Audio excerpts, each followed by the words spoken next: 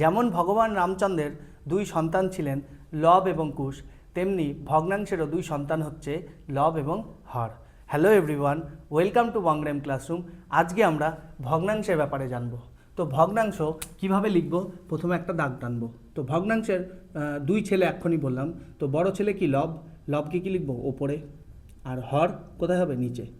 এবার লবকে ইংরাজিতে বলে নিউমারেটর, নিউমারেটর, আর হরকে বলে ডিনোমিনেটর।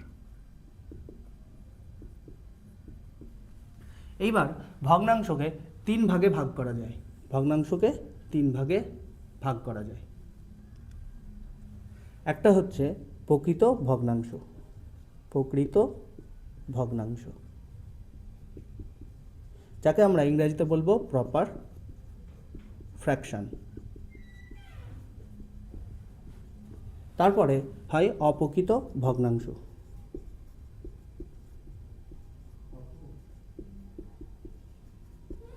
যাকে আমরা বলবো ইমপ্রপার ফ্র্যাকশন। আর 3 নাম্বার বলবো মিশ্র ভগ্নাংশ,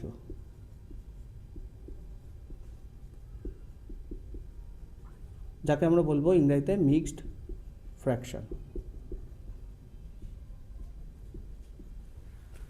তাহলে আমরা কি বললাম, ভগ্নাংশকে তিন ভাগে ভাগ করা যায়, যেটা হচ্ছে প্রকৃত ভগ্নাংশ, অপ্রকৃত ভগ্নাংশ এবং মিশ্র ভগ্নাংশ। এবার প্রকৃত ভগ্নাংশ কাকে বলে?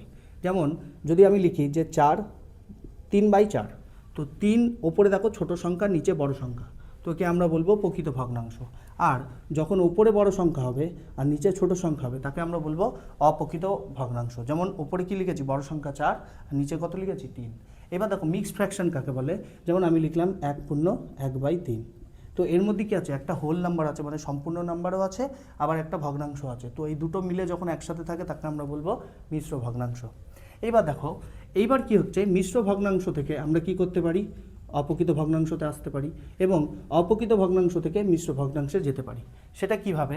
দেখো 4/3কে যদি আমি 4কে 3 দিয়ে ভাগ করি, তাহলে কত হচ্ছে, 3×3।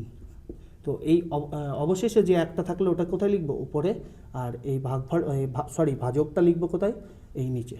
তাহলে কি হলো, আমরা অপ্রকৃত ভগ্নাংশ থেকে মিশ্র ভগ্নাংশ পেয়ে গেলাম। ঠিক তেমনি এবার মিশ্র ভগ্নাংশ থেকে অপ্রকৃততে কি করে যাব, তখন কি করবে, দেখো যেমন 1/1/3 আছে, তো এটা থেকে আমরা কি করে অপ্রকৃততে যাব। দেখো প্রথমে 3 দিয়ে 1কে কি করব, গুণ করব। তারপরে কি করব, তারপরে এই যা গুণফল বেরোবে সেটা দিয়ে ওপরেরটাকে কি করব, যোগ করব। তাহলে কি করব, দেখো 3 কত 3, 3 আর 1 কত 4, ওপরে সেটা লিখব। আর নিচে কি লিখব, নিচে যে হর আছে সেই হরটাকে লিখব। আশা করি তোমরা ক্লাসটি বুঝতে পেরেছো।